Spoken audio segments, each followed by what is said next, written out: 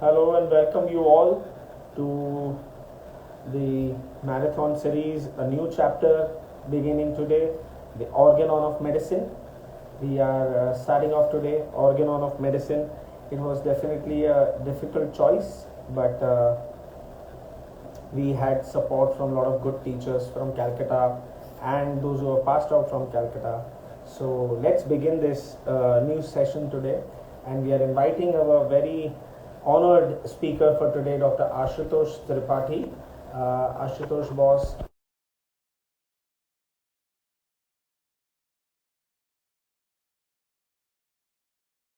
passed out from a very esteemed NIH Kolkata from Department of Organon of Medicine. And Ashutosh Boss is here with us. We're really honored to have you. Hello Yes, boss. तो वापस उसका वो कैमरे का जो वो है ना, उसको घुमा दीजिए बॉस. स्क्रीन आपकी स्क्रीन पे. Yes boss, yes. अभी एकदम क्लियर एंड अभी एकदम सही है बॉस. आप ओके देख पा रहे हैं, आप सुन पा रहे हैं बॉस हमको? जी जी, मैं आपको देख नहीं पा रहा हूँ, मैं आपको सुन पा रहा हूँ. आप मुझे देख नहीं पा रहे हैं, शायद जी. आप थोड़ी देर बाद देख पाएंगे. So not a problem boss. So first of all boss, thank you so much for coming. आपने हमें आज ज्वाइन किया, आपने अग्री किया, आपने इंस्टाग्राम हमारे लिए तकलीफ उठाई, आपने इंस्टाग्राम पे हमने आपसे अकाउंट बनवाया. So first of all very thank you कि आपने ये फेवर हमको किया है. And we are very honoured to have you कि हम लोग ये ऑर्गेनॉन की सीरीज की शुरुआत आपसे कर रहे हैं. तो पहले तो आपका बहुत वेलकम करना चाहता हूँ. थैंक यू डॉक्टर अभिषेक. मैं सबसे पहले आपको बधाई देना चाहता हूँ क्योंकि आप ऑर्गेनन में मैराथन सीरीज आपने प्लान की है. Thank you for taking this pen and also I thank you for associating me with this. और एक अभी आज इंडिया और उसका सेमीफाइनल है इंडिया इंग्लैंड का, फिर भी इतने लोग जुड़े हैं. सो दिस शोज की they how much they are dedicated towards the cause of homeopathy. So I must congratulate you for taking this pain and thank you for having me. Fan follow तो sir homeopathy का है हमारा. पिछला एक बार India Pakistan का जो match था पिछले वर्ल्ड कप में, हमने उस दिन भी मैराथन किया था. डॉक्टर कनिका सगरवाल मैम के साथ था. तो इस बार जब मैंने अनाउंस किया था जून में कि मैं करूंगा एक मैराथन, तो उनका मैसेज आया था मैच के दिन मत कर देना. And unfortunately we are having it on a match day again. Sir तो पहले हम लोग अभी सीधा टॉपिक पे मैं आपको इनवाइट करता हूँ कि सर फर्स्ट ऑफ ऑल तो it's a very important topic, जो basic foundation of homeopathy is this. But sir why is organon so difficult? हम लोग सबको एक रिपल्सिवनेस आ जाता है जब तक हम फाइनल ईयर पास करते हैं कि अभी हम हमारा ऑर्गेनॉन से पीछा छूटा. जबकि जैसे जैसे आगे हम जाते हैं तो हमको ऑर्गेनॉन का इंपॉर्टेंस समझ में आता है कि व्हाट इट रियली मींस. तो क्या सर आप उस पर थोड़ा सा लाइट थ्रो करेंगे? सबसे पहले तो ये बात बिल्कुल सही है. सबसे पहले तो हमको एक्सेप्ट करना पड़ेगा कि ऑर्गेनन थोड़ी डिफिकल्ट है. इवन मैं भी जब में क्लास लेता था तो सबसे पहला क्वेश्चन पूछा था कि कितने लोगों को ऑर्गेनन डिफिकल्ट लगती है. तो और मैं अपना हाथ भी खुद उठाता था उसमें, क्योंकि मुझे भी हमेशा से ऑर्गेनन डिफिकल्ट लगी है. और शायद इसीलिए कि आप पहले प्रॉब्लम को एक्सेप्ट करिए कि वो डिफिकल्ट है, तभी आप उसको सॉल्व कर सकते हैं. तो मेरे ख्याल से डिफिकल्टी है, इसको मानना पड़ेगा पहली बात. और डिफिकल्टी क्यों है इस पे अगर आप सोचें तो सबसे पहली बात ये कि मुझे ऐसा लगता है कि ये बेसिकली किताब हम लोगों के लिए लिखी नहीं गई थी. ये बेसिकली किताब आज से लगभग 230 साल पहले, अगर 1796 को आप बर्थ ईयर ऑफ होम्योपैथी मानते हैं, तो 2026 से हम 230 साल कंप्लीट कर रहे हैं लगभग. तो ये किताब बेसिकली हम लोगों के लिए जो लिखी नहीं गई थी. पर उस समय कोई होम्योपैथिक कॉलेजेस तो होते नहीं थे. उस समय हैनिमन ने एक नया होम्योपैथी एक नया ट्रीटमेंट डिस्कवर किया था और उनको फॉलोअर्स चाहिए. सो बेसिकली ये जो किताब लिखी गई है, इसकी ऑडियंस जो थी वो एलोपैथिक डॉक्टर्स थे उस समय के. तो उनके लिए लिखी गई है. लेकिन अभी हम मान के चलते हैं, हम एक्सेप्ट करते हैं कि हम होम्योपैथी वो करेंगे, हम होम्योपैथी में ही वो करते हैं, उसके बाद हम कॉलेज में वो लेते हैं. तो बेसिकली बैकग्राउंड जो हमारा है वो हम पहले से ही मान के चलते हैं. इसलिए थोड़ा सा मुझे लगता है कि होम्योपैथ्स में इनडिफरेंस रहता है. तो आप होम्योपैथी को अच्छे से समझ सकते हो, या तो बहुत homeopathy for the love of homeopathy you can understand homeopathy, और या हम्म। तो आप ऑपोजिट वो ले लो, या तो you don't like homeopathy and you are very logical, फिर आपको समझाना आसान है। मेरे ख्याल से हेटर्स और लवर्स दोनों होम्योपैथी के कॉज को बहुत आगे ले गए हैं, लेकिन जो इनडिफरेंट है, हम लोग ज्यादातर किसी तरह गिरते पड़ते होम्योपैथी में पहुंच गए हैं, तो हमको डिफिकल्ट लगेगी, क्योंकि ज्यादातर, मैं जनरल उसकी बात कर रहा हूँ, ज्यादातर हम लोग इनडिफरेंट रहते हैं। तो मेरे ख्याल से पहला कॉज है इनडिफरेंट है, और दूसरा कॉज है मेरे ख्याल से कि ये एक जिस भाषा में ये जो ऑथर है इन्होंने हमारी भाषा में लिखा नहीं है। बहुत डिफिकल्ट लैंग्वेज है सर। जी, तो उसमें मैं सबसे पहली है कि देखिए एक ऑथर है इसके, और अगर ट्रांसलेटर का मैं बहुत थैंकफुल हूँ जिन्होंने भी ट्रांसलेट किया है, जो बहुत लोगों ने ट्रांसलेट किया है, लेकिन जैसे इनके मल्टीपल ट्रांसलेटर्स हैं और पब्लिशर्स भी मल्टीपल है, तो एक तो हमारी भाषा में लिखा नहीं गया है। मैं बहुत सीधा सा एग्जांपल बोलूं, मान लीजिए हम एक हिंदी में मुहावरा बोलते हैं कि घर की मुर्गी दाल बराबर। अब आपको इंग्लिश में किसी इंग्लिश स्पीकिंग या इंग्लिश मैन को आप समझाने जाएंगे, तो उनको समझाएंगे कि इसका मतलब ये होता है कि the person is not valued in his own place, तो उसको समझ में नहीं आएगा कि दाल और मुर्गी का इससे क्या लेना देना है। एक मुहावरा है, उस एक एक्सप्रेशन है। अब वैसे ही हनीमैन ने एक जगह लिखा है ओ टेम्पोरा ओ मोरिस, तो वो जो कंटेक्स्ट है, वो जो मीनिंग कन्वे करता है, और जो टेक्स्ट पे लिखा हुआ है वो जनरली हमको नहीं समझ में आने वाला। ये जो वो उनकी भाषा है जिसमें ये मुहावरा लिखा गया है उनके लिए आसान है, लेकिन हमारे लिए बहुत इजीली डिफिकल्ट हो जाता है। सो मेरे ख्याल से एक ये बहुत बड़ी प्रॉब्लम है कि ये किसी दूसरी भाषा में लिखा गया है और ट्रांसलेटर ने हमारे लिए ट्रांसलेट किया है, we should be thankful to them.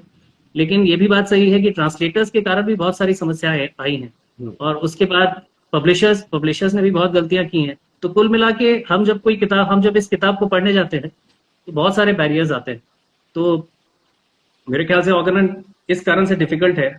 और अगर आप सम अप करें, आप एक न्यू कमर है या आप एक एडवांस प्रिस्क्राइबर है, आप जब ऑर्गेनन पढ़ने की ठानते हैं, तो मेरे ख्याल से 6 तरह की प्रॉब्लम्स आती हैं, मैंने जो समझा है इतने दिन में। तो सबसे पहली प्रॉब्लम है टेक्सचुअल, टेक्स्ट रिलेटेड या एक्सप्रेशन रिलेटेड। जो टेक्स्ट है, जो लिखा गया है, जिस भाषा में लिखा गया है, वो एक दिक्कत है। और उसका एक्सप्रेशन, मैंने जैसे अभी ओ टेम्पोरा ओ मोरिस का एग्जांपल दिया, या घर की मुर्गी दाल बराबर का एग्जांपल दिया, जो कन्वे करना चाहते हैं मैसेज, वो कहीं मिस आउट हो जाता है उस चक्कर में। तो टेक्स्ट रिलेटेड, फिर टेक्स्ट रिलेटेड जितनी भी चीजें हैं, जैसे सिर्फ इंग्लिश टेक्स्ट ही नहीं मिलेंगे आपको, नॉन इंग्लिश टेक्स्ट भी मिलेंगे उस पर। तो ये एक दिक्कत आती है। सबसे पहली प्रॉब्लम है टेक्स्ट और एक्सप्रेशन रिलेटेड जो इश्यूज होते हैं। सेकंड मेरे ख्याल से जो प्रॉब्लम आती है वो स्टाइल ऑफ राइटिंग आती है। ये 200 साल पहले लिखी हुई लगभग किताब है, तो उस समय की जो ओल्ड इंग्लिश राइटिंग स्टाइल थी वो आपको अभी अडाप्ट करनी पड़ती है, अभी के हिसाब से आप उसको सोचते हैं, तो वो सब प्रॉब्लम्स आती हैं। फिर जैसे कि एक कोई भी ऑथर होता है तो उसका आप जैसे आर्थर कॉनन डॉयल को पढ़िए, या प्रेमचंद को पढ़िए, या हरिवंश राय बच्चन को पढ़िए। आप किसी भी राइटर को पढ़ेंगे तो उनका एक अपना यूनिक स्टाइल होता है जिससे आप पहचान सकते हैं कि ये उन्होंने लिखा है। तो हनीमैन का भी एक अपना स्टाइल है। वो स्टाइल आपको जिस दिन समझ में आ जाएगी, थोड़ा सा रिलेटिवली मुझे लगता है आसान होता है तब समझना। सो मेरे ख्याल से style of writing and arrangement जो है वो थोड़ा समझना, थोड़ा सा 200 साल पुराना है, इसलिए थोड़ी दूसरी डिफिकल्टी वहां आती है। जैसे कि एग्जाम्पल मैं दूं तो आप देखेंगे कि एफोरिज्म वन का पहला जो वो है, the physician's high and only mission is to restore the sick to health, है ना। तो आप देखेंगे द जो वर्ड है that is written in capitals. तो ये उस समय की राइटिंग स्टाइल थी कि आप जब भी पहला लेटर कुछ भी लिखते हैं, कहीं से भी शुरुआत करिए आप इनफैक्ट सिर्फ ऑर्गेनन एफोरिज्म्स क्यों, आप इंट्रोडक्शन का पहला लेटर जो है वो कैपिटल में है। आप प्रीफेसेस खोलेंगे तो उनका पहला लेटर, जितने प्रीफेसेस हैं उनके पहले लेटर कैपिटल में है। तो ये उस समय की राइटिंग स्टाइल थी। आज वो स्टाइल फॉलो नहीं की जाती है, लेकिन समहाउ ट्रांसलेटर्स ने जब ट्रांसलेट किया तो उन्होंने उसको कॉपी करके वैसे ही डाल दिया। अब हमारे एग्जामिनर्स जब एग्जाम लेते हैं या कभी पूछा जाता है तो वो क्वेश्चन पूछते हैं कि बताओ वो कैपिटल लेटर में क्यों है। वो कैपिटल लेटर में इसलिए है क्योंकि वो राइटिंग स्टाइल कॉपी हुई है, उसमें कोई बहुत ज्यादा कुछ लॉजिकल या कुछ वैसा नहीं है, कोई लॉजिक नहीं है। हाँ, आप मुझसे क्वेश्चन पूछेंगे कि the physician's high and only mission क्यों है, अब physicians high and only mission भी हो सकता था, अ की जगह द क्यों यूज हुआ है? तो इस पे लॉजिक है, समझ में आता है। बट वो कैपिटल लेटर में क्यों है? और आप देखेंगे ये राइटिंग स्टाइल कॉपी हुई है, इसमें कोई लॉजिक नहीं है। ये अगर पूछा जाता है तो मुझे मेरे ख्याल से बहुत अच्छा क्वेश्चन नहीं है स्टूडेंट्स के लिए। तो ये एक प्रॉब्लम आती है कि आप राइटिंग स्टाइल अगर नहीं समझते हैं तो आप एक लूप पे फंस जाते हैं, और फिर आप एक ब्लॉक रह जाता है दिमाग में कि शायद मुझे नहीं समझ में आया या ऐसा कुछ है। तो राइटिंग स्टाइल भी थोड़ा समझना मेरे ख्याल से जरूरत। तीसरी जो मुझे लगता है कि डिफिकल्टी आती है वो साइंस एंड सिंबल्स की आती है। ऐसे बहुत सारे साइंस हैं जो कि यूज हुए हैं, स्पेशली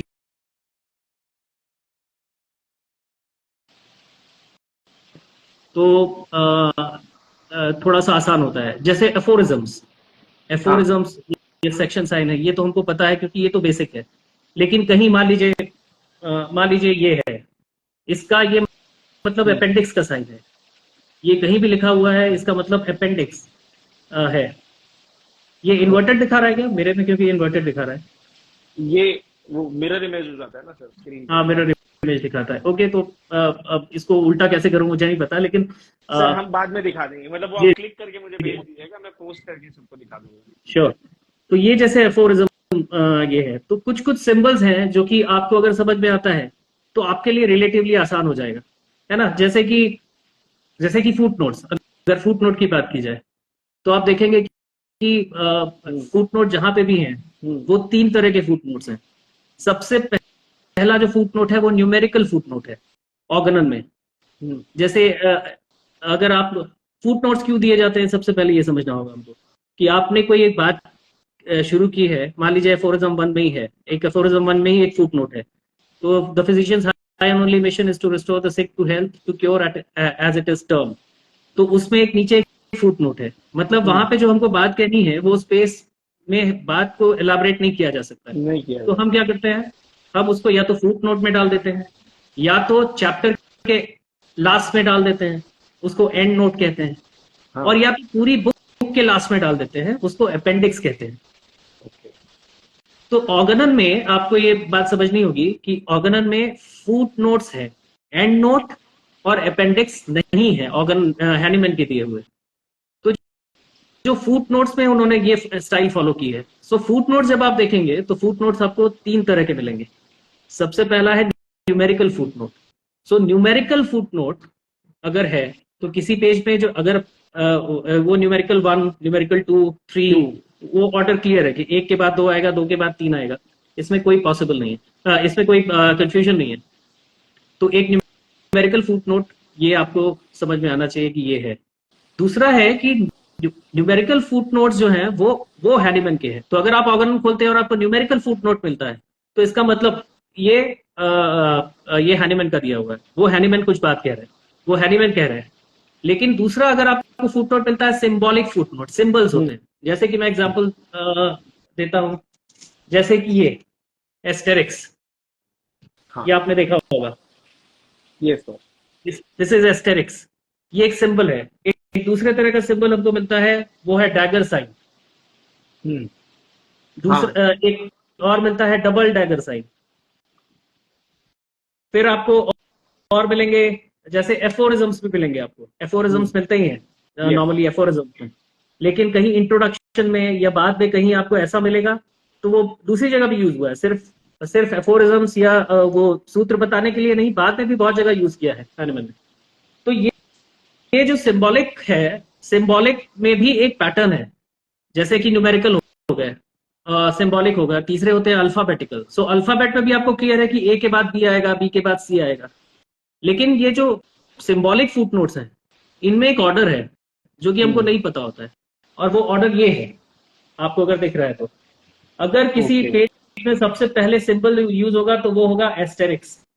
उसके बाद होगा डैगर, उसके बाद होगा डबल डैगर, उसके बाद होगा एफोरिज्म्स, अगर एफोरिज्म ऑलरेडी यूज नहीं हुआ है तो।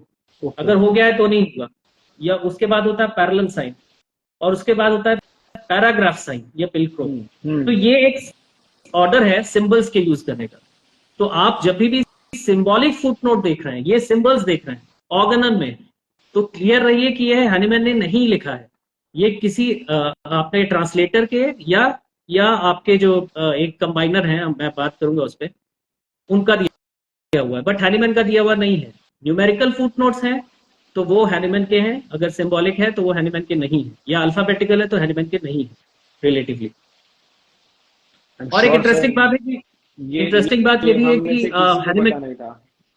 जी जी जी, और एक इंटरेस्टिंग बात है कि फिलोसफिकल राइटिंग्स जितनी भी हैं हैनीमैन की, जैसे लेसर राइटिंग में यही पैटर्न फॉलो हुआ है। अगर वो न्यूमेरिकल फुटनोट है तो वो हैनीमैन का है, लेकिन मेटेरिया मेडिका की जितनी राइटिंग्स हैं, जैसे कि फ्रैगमेंटा हो गई, या आप क्रॉनिक डिजीजेस पढ़ते हैं, या मेटेरिया मेडिका प्यूरा पढ़ते हैं, तो वहां पे जो ये राइटिंग है, आपको फुट नोट्स मिलेंगे और सिंबॉलिक मिलेंगे, तो वो हैनीमैन के हैं। मतलब उल्टा ऑर्डर फॉलो हुआ है। अगर आप फिलोसफी पढ़ रहे हैं हैनीमैन की, फिलोसफिकल राइटिंग्स पढ़ रहे हैं, तो रिलेटिवली आपको न्यूमेरिकल फुट नोट्स मिलेंगे, और मेटेरिया मेडिका पढ़ रहे हैं तो आपको सिंबॉलिक फुट नोट मिलेंगे। ठीक है, तो ये अगर आपको पता है तो रिलेटिवली आपके लिए मुझे लगता है ऑर्गेनन आसान हो जाएगी थोड़ी सी, क्योंकि आपको एट अ ग्लांस देख के आपको समझ में आ जाएगा कि ये हैनीमैन कह रहा है कि या कोई और कह रहा है। Okay, great sir. उसके बाद कुछ न्यूमेरिकल प्रॉब्लम्स है, जैसे कि एलएम-पोटेंसी का कैलकुलेशन, मैथमेटिकल प्रॉब्लम्स जो है ना।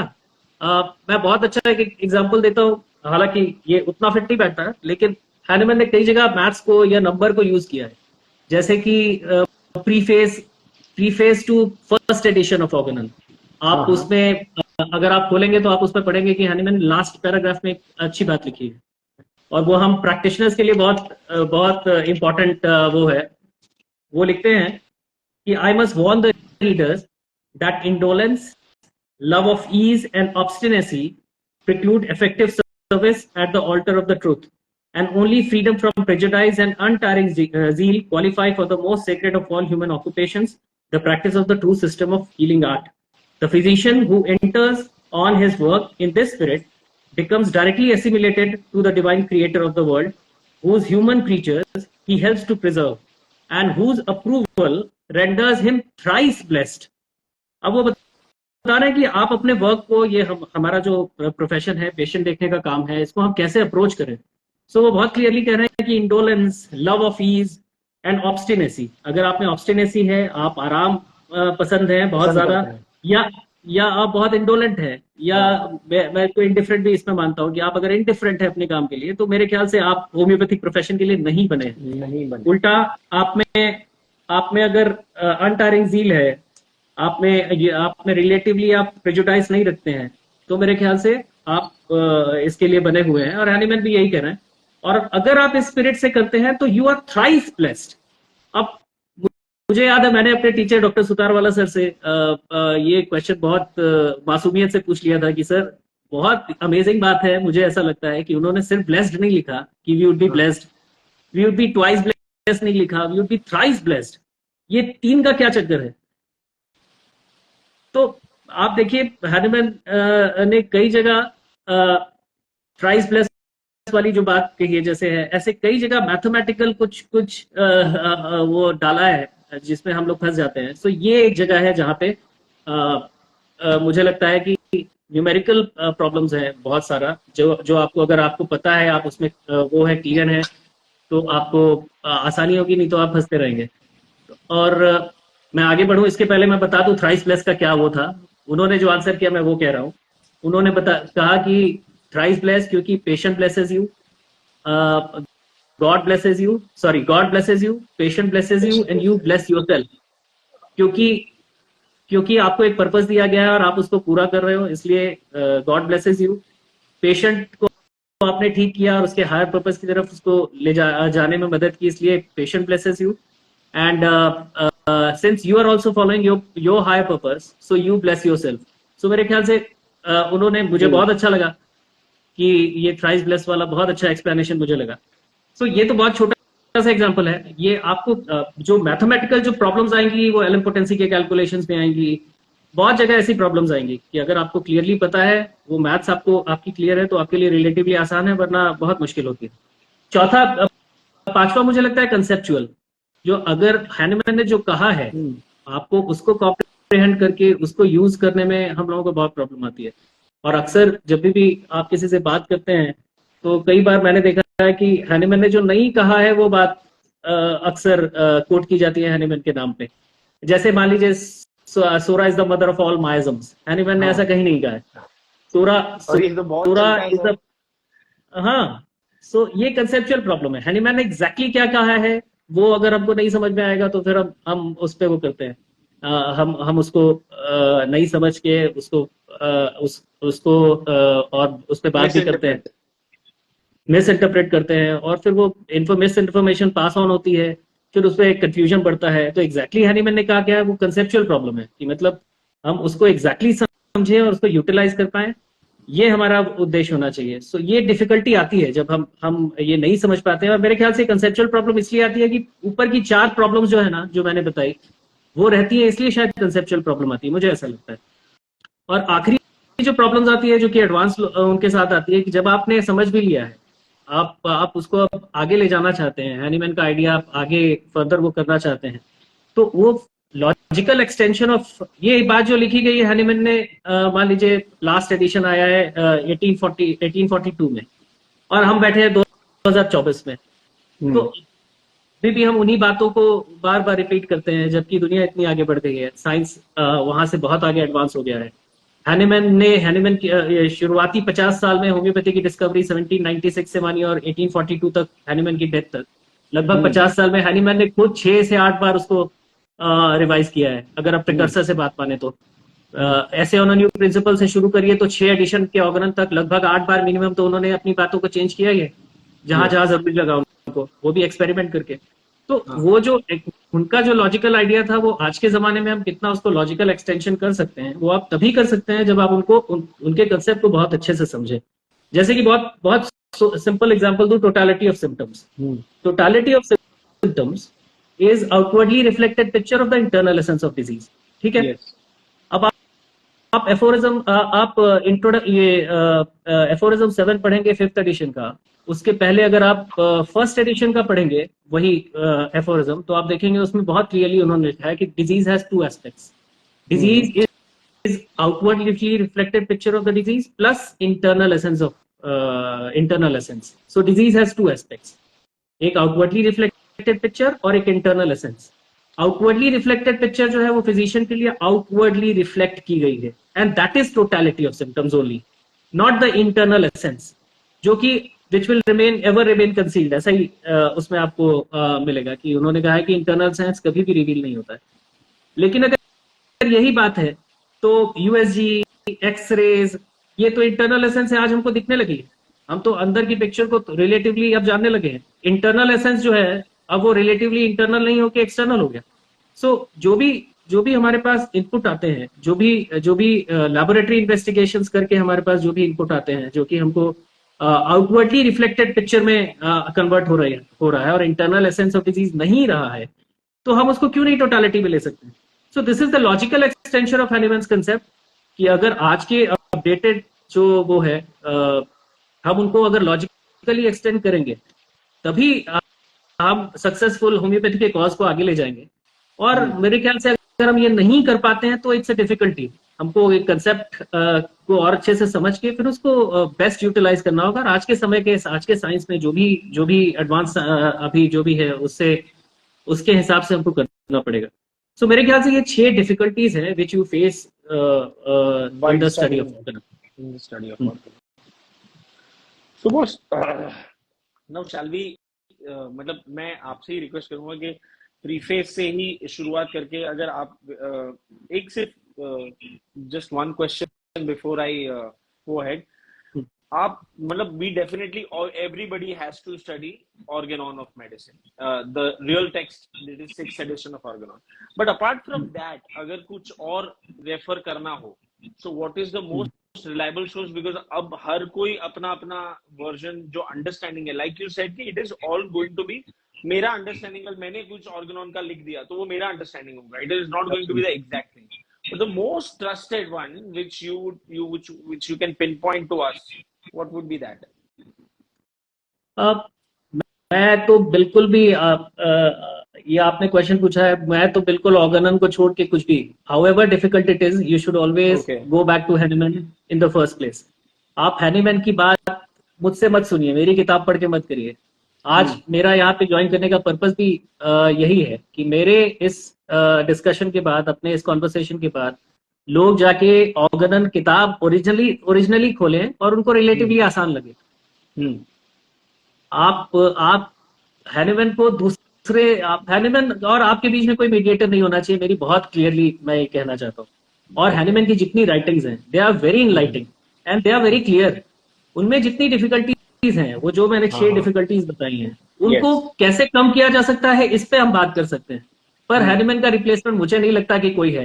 मैं आपको कोई दूसरी किताब नहीं बता सकता हूँ कि जो आप हैनिमैन को छोड़ के उनको पढ़ के आप वो कर देंगे। मैं इस पे बिलीव ही नहीं करता हूँ। इनफैक्ट कल मैं भी कोई किताब लिखूं तो मैं आपसे कहूंगा कि आप उस किताब को बाद में पढ़िए, पहले हैनिमैन को पढ़िए।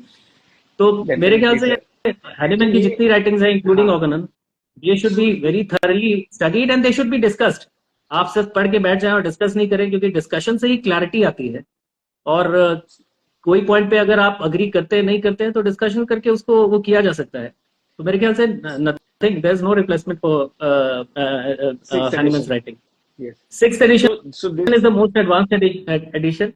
लेकिन जैसे कि आपने कहा कि प्रीफेस से शुरू करते हैं, तो मैं शुरुआत करता हूँ। मैं कोशिश यही करूंगा कि ऑर्गेनन जो बुक है उस वो आपके लिए, जो भी हमारे जो सुन रहे हैं उनके लिए रिलेटिवली इजी हो। तो सबसे पहले मुझे ऐसा लगता है कि बहुत सारे ट्रांसलेशंस अवेलेबल हैं। लेकिन सबसे अच्छा जो, जैसे कि मैं एग्जांपल दूं कि 5th एडिशन का ट्रांसलेशन तो आप एक ये भी है, इनका है, वेसलहॉफ का ट्रांसलेशन है। फिर 6th एडिशन के आप विलियम बोरेक और बहुत सारे हैं, जैसे कि आप देखेंगे पीटर क्रॉकेट है। फिर ओराइली की का एक है। बहुत सारे ट्रांसलेशन अवेलेबल हैं। लेकिन अगर हाँ जी, तो ऐसे बहुत सारे हैं, जैसे कि doctor Subhash Singh sir, Mahendra Singh sir की भी एक किताब है ये ब्लू वाली। तो ऐसे बहुत सारे ट्रांसलेशन अवेलेबल हैं। लेकिन मेरे ख्याल से एक बहुत अच्छा काम किया था रॉय पब्लिशर्स कैलकाटा ने 1961 में। उन्होंने एक रेड ऑर्गेनन निकाली थी। यहाँ बहुत लोगों ने आपने देखा होगा, ये रेड ऑर्गेनन निकाली थी। ये 1961 एडिशन है, इंडियन एडिशन है। इसमें इन्होंने बहुत यूनिक काम किया था। इन्होंने कंबाइन किया था 5th एडिशन और 6th एडिशन को। तो विलियम बोरिक का 6th एडिशन और 5th एडिशन, ये दोनों आपको मिल जाएगा। तो मेरे ख्याल से अगर पढ़ना ही है तो सबसे अच्छी किताब है, अगर आपको ऑर्गेनन पढ़ना है तो सबसे अच्छी कोई भी कंबाइंड एडिशन आप ले लीजिए। सबसे पहले ये रेड वाली ऑर्गेनन आई थी कंबाइंड एडिशन में, लेकिन आज जो ऐसी किताब आपको मिलती है या ऐसे ही रेड कवर में मिलती है, मेरे ख्याल से जो लोग भी देख रहे हैं उनके पास ज्यादातर ये किताब या रेड वाली ऐसी किताब होगी। तो मेरे ख्याल से ये सबसे अच्छी किताब है। ये एक कंबाइंड एडिशन है और इसी को पढ़ना चाहिए। अब इसको पढ़ने में क्या डिफिकल्ट आती है, मैंने हमेशा माना है कि आप किसी भी सब्जेक्ट को डीप पढ़ना चाहते हैं तो आपको एक किताब पे वो करना होगा, मतलब वन बुक थ्योरी मेरी हमेशा से, मैंने इसको फॉलो किया है। आप उसी किताब में आप जितना डीप जाएंगे उतना बेहतर समझेंगे। तो इतने सारे ट्रांसलेशंस और ये पढ़ने से बेहतर है कि आप एक किताब को पढ़ के, हमारा जो पर्पस है कि हैनिमैन की बात को एग्जैक्टली जैसा वो कह रहे हैं कंसेप्चुअल लेवल पे उसको समझे, अगर वो हमारा पर्पस है तो मेरे ख्याल से इससे अच्छी किताब नहीं है। अब जो भी समस्या है, इस पे जो समस्या है उसको कैसे कम किया जा सकता है, इस पे अपने बात कर सकते हैं। तो मेरा यही पर्पस होगा आज। तो सबसे पहले ये जो है इसको कवर पेज कहते हैं, और ये जो पहला ये होता है उसको टाइटल पेज कहते हैं। This is the title page of a book. Yes boss. तो ये जो टाइटल पेज है, आप देखेंगे कि आप introduction to Organon by Hahnemann, उसमें आने के पहले आपको 10 चीजें पढ़नी चाहिए। सबसे पहले है टाइटल पेज, उसके बाद ऑथर्स प्रीफेस, फर्स्ट एडिशन से लेकर 6th एडिशन तक हैनिमैन, ऑथर इज हैनिमैन। तो ऑथर के 6 प्रीफेस, 2 ट्रांसलेटर प्रीफेस, क्योंकि 2 ट्रांसलेटर्स हैं ऑर्गेनन के। ऐसे तो बहुत सारे ट्रांसलेटर्स हैं, लेकिन कंबाइंड एडिशन हम पढ़ रहे हैं तो हमारे पास 2 ट्रांसलेटर ही बचते हैं। वो है बोरिक और डजन। अब डॉक्टर जोशी, जैसे मैं आपसे एक क्वेश्चन पूछूं कि who is the translator of 6th edition? So I would say William Borick. Yes, you are partially right. Yes, but you're not completely right. Completely right. क्योंकि आप देखेंगे आप जैसे ऑर्गेनन का प्रीफे ये खोलेंगे, टाइटल पेज खोलेंगे, तो आप देखेंगे एक जगह लिखा है यहाँ पे, translated by William Boericke with additions and alterations as per 6th addition. तो सच्चाई ये है कि हैनीमैन की जो 5th एडिशन का ओरिजिनल जर्मन में मैन्यूस्क्रिप्ट था, उसमें उनको आइडिया आया होगा कि मुझे चेंजेस करने हैं, तो उन्होंने हैंड राइटिंग में अपने जहां जहां चेंजेस थे उन्होंने किया। तो that is manuscript, 6th addition की वो मैन्यूस्क्रिप्ट थी जिसमें उन्होंने 5th एडिशन वाला जर्मन एडिशन था उसमें चेंज किया था। जब विलियम बोरिक के हाथ में वो लगी तो उन्होंने केवल वो जो हैंड रिटन पोर्शन थे केवल उसको ट्रांसलेट किया है, बाकी जो जो ट्रांसलेशन है वो उन्होंने डजन का बोरो किया है पूरा। तो जब 6th एडिशन हम ट्रांसलेटर की बात करते हैं तो केवल editions and alterations as per 6th edition, only those were translated by Dr. William Borick, not the whole text, and the remaining text of the 5th edition was taken from Dr. Dudgeon. So technically अगर आप देखेंगे कि editions and ऑल्टरेशंस कितना है तो total text का लगभग 15% है, ओरिजिनल 85% जो था वो डजन का लिया गया था। सो आप जो 6th एडिशन पढ़ रहे हैं उसमें से केवल additions and alterations were translated by William Borick and rest 85% were actually translation taken from Dudgeon's translation, English translation. So technically, translator of 6th edition is both Dudgeon and Borick, right? So ये जो है ना, ये हमको due credit जो है वो हमको सबको देना होगा। अभी भी जैसे कि आपसे भी मैंने पूछा तो आपने बताया कि बोरिक है, तो ये जो बात है ये हमको समझनी पड़ेगी कि उन्होंने ये कैसे किया। अच्छी बात यह है कि हमारे पास जो कंबाइंड एडिशन है उसमें जो एडिशन एंड ऑल्टरेशन है वो बहुत क्लियरली मार्क है, और ज्यादातर आप जो पढ़ेंगे उसमें एस्टेरिक्स साइंस जहां भी आपको दिखेगा, आप देखेंगे 5th और 6th एडिशन में डिफरेंसेस बहुत क्लियरली मार्क्ड है। आप अपनी किताब में जहां पे भी ये देखेंगे वहां पर ज्यादातर में 6th एडिशन में क्या डिफरेंस है वो लिखा हुआ है नीचे। सो ये बहुत इंटरेस्टिंग है। सो मेरे ख्याल से उसके बाद ट्रांसलेटर्स प्रीफेस आपको मिल जाएगा डजन का, और डजन का मिलेगा लेकिन बोरिक का नहीं मिलेगा। सो आप इसमें जो कमी है वो ये है कि बोरिक का ट्रांसलेशन प्रीफेस जहाँ पे बेसिकली उन्होंने 5th एडिशन और 6th एडिशन का डिफरेंस बताया है वो आपको इस बुक में नहीं मिलेगा। तो आपको 6th एडिशन से जेरोक्स करके या वहां से निकाल के अपनी बुक में कंबाइंड एडिशन में अटैच कर लेना चाहिए। सो मेरे ख्याल से 6 ऑथर के प्रीफेस, 2 ट्रांसलेटर के प्रीफेस, एक introduction, Dudgeon's introduction, sorry this James Cross का introduction to 6th edition William Boericke के ट्रांसलेशन का वो, और टाइटल पेज। ये 10 चीजें अगर आप पढ़ते हैं तब मेरे ख्याल से आप इसके लिए रेडी हो जाते हैं इंट्रोडक्शन और बाकी चीजें पढ़ने के लिए। सो मेरे ख्याल से टाइटल के पेज के बाद मैंने जैसा कि बताया कि 1st एडिशन जो था, 1st एडिशन में ऐसे टाइटल पेज में बहुत सारी चीजें हैं। ऑर्डिस एपेरे हो गया, ऑर्गेनन का मतलब क्या होता है, मेडिसिन का मतलब क्या होता है, लेकिन मैं उस डिटेल में नहीं जा रहा हूँ। ये सब बाकी हम लोग सब पढ़ते आ रहे हैं, इस पे नहीं। बस मैं इंटरेस्टिंग जो चीजें हैं जो मुझे लगती हैं कि यूनिक हैं, जो कि कन्वे होना चाहिए, मैं उन्हीं पे कॉन्सेंट्रेट कर रहा हूँ। और बहुत शार्पली 5 से 10 मिनट में मैं आपको प्रीफेस में जो अच्छी चीजें हैं मैं केवल वो बताना चाहूंगा।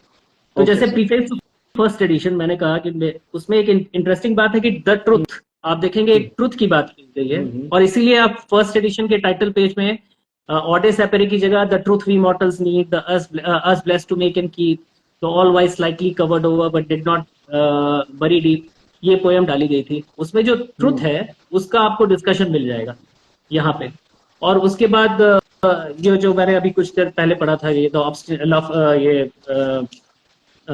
ऑब्स्टिनेसी और ये वाली जो बात थी, indolence, love of peace and obstinacy, जी। तो ये एक इंटरेस्टिंग, थ्राइस ब्लेस्ड वाली जो बात है, ये एक इंटरेस्टिंग बात है। मैं एक बार रिमाइंड करा देना चाहता हूँ कि 1st एडिशन 1810 में निकला था, 2nd edition 1819, 3rd edition 1824, 4th edition 1829 and 5th edition 1833 और 6th एडिशन 1842। सो इनके पहले 2 प्रिकर्सर्स थे जिनको प्रिकर्सर ऑफ ऑर्गेनन कहा जाता है। वो है मेडिसिन ऑफ एक्सपीरियंस, सॉरी वो है essay on a new principle जो कि 1796, एंड जिसके कारण birth year of homeopathy is 1796। Homeopathy इस आर्टिकल के थ्रू प्रोक्लेम किया था हैनिमन ने, इसलिए इसको हम प्रिकर्सर ऑफ ऑर्गेनन कहते हैं। और सेकंड जो प्रिकर्सर है वो मेडिसिन ऑफ एक्सपीरियंस है 1805। सो इस बैकग्राउंड पे आप देखेंगे कि जब हम सेकंड एडिशन में आते हैं तो सेकंड एडिशन में आपको पहली जो लाइन है वो बहुत इंटरेस्टिंग है। Physicians are my brethren, I have nothing against them personally, the medical art is my subject. आप इसमें भी नोट करिए फिजिशियंस कैपिटल लेटर में है। और फर्स्ट एडिशन के प्रीफेस में भी according to the testimony of all ages according capital letter में है। सो ये कैपिटल लेटर का कोई बहुत लॉजिक नहीं है। ये कैपिटल लेटर में जो लिखा गया था ये एक जस्ट एक कन्वेंशनल एक तरीका था, राइटिंग स्टाइल थी, उसको कॉपी पेस्ट कर दिया था ट्रांसलेटर ने, वही एक फर्क है, वरना इस पे कोई लॉजिक नहीं है।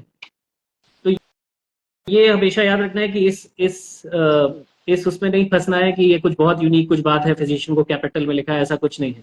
क्योंकि अगर यही बात थी तो थर्ड एडिशन का पहला वर्ड है in the 5 years in the publication, वो भी इन भी कैपिटल लेटर में। सो इन का कोई सिग्निफिकेंस नहीं है। तो ये बात हमको समझनी पड़ेगी कि ऑर्गेनन का ये जो एक कॉलेज में एकेडमिक लेवल पे इतना हुआ बना दिया जाता है कि ये बहुत डिफिकल्ट है, कुछ बहुत यूनिक है, ऐसा कुछ भी नहीं है। ये राइटिंग स्टाइल कॉपी हुई थी और इट्स एन एरर। आप इसको कैपिटल में नहीं लिखे, आप इसको नॉर्मल उसमें भी लिख देंगे तो कोई फर्क नहीं पड़ना है। ओके, सो मेरे ख्याल से सेकंड एडिशन ऑनवर्ड्स आप बहुत सारी चीजों को आज क्लियर करके दे रहे हैं। Thank you so much, we were going great sir, हम बहुत मजा आ रहा है सबको सुनने में जी। तो मेरे ख्याल से आप सेकंड एडिशन ऑनवर्ड्स प्रीफेस पढ़ेंगे तो वो तेवर में जो चेंज आया था, एक पहले फर्स्ट एडिशन जब उन्होंने निकाला था वो हम्बली प्रोफेशन को डेडिकेट कर रहे थे, लेकिन जब उन्होंने देखा कि उनके कलीग्स उनको हेल्प नहीं कर रहे हैं तो आप उनके तेवर में एक चेंज आया था। इसीलिए ऑडे सेपेरे second edition onward 6th edition तक आपको मिल जाएगा टाइटल पेज पे। तो ये तेवर में चेंज आपको प्रीफेसेस में मिलेंगे।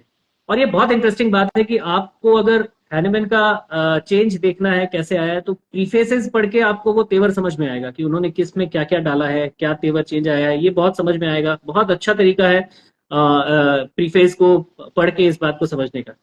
और इसमें देखिए ट्रू हीलिंग आर्ट, ट्रुथ से ट्रू हीलिंग आर्ट में कन्वर्ट हो रहे थे कि अब देखो हीलिंग आर्ट मतलब एक फॉल्स हीलिंग आर्ट, अभी तक तो ट्रुथ की बात कर रहे थे लेकिन अब ट्रू हीलिंग आर्ट की बात कर रहे हैं। और उसके बाद एक नॉन हीलिंग आर्ट की बात करेंगे कुछ देर बाद। तो मतलब वो एलोपैथी जो ओल्ड मेथड है उससे बेहतर है ये न्यू मेथड, इस पे शिफ्ट हो रहा है उनका फोकस। तो आपको प्रीफेस में ये सारे चेंजेस मिलेंगे।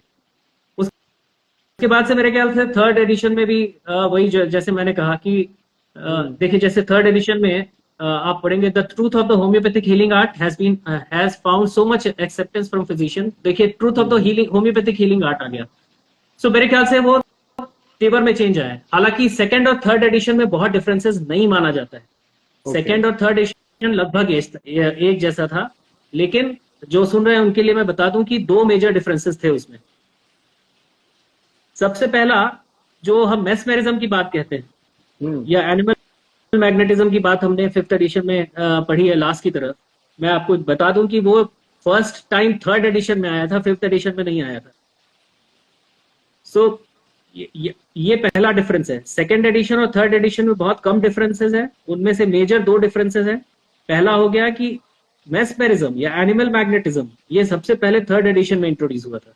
तो सेकंड एडिशन में आपको नहीं मिलेगा। एनिमल मैग्नेटिज्म का डिस्कशन आपको थर्ड एडिशन में मिलेगा। और सेकंड 2 एफोरिज्म्स ऐसे थे जिनमें